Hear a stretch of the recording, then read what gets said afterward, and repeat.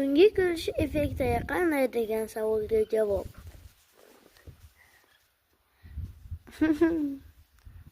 Hozir soat 12:46.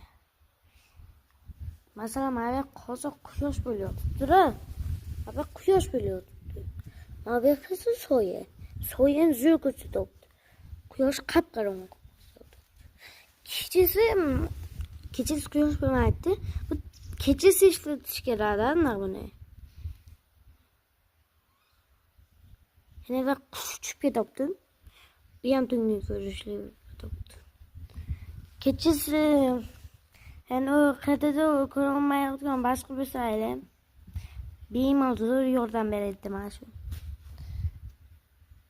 Hozir asl qandoq mana shu joy qandoq bo'lganini hozir ko'rsataman. Mana qandoq bo'ladi video deganda obuna bo'ling.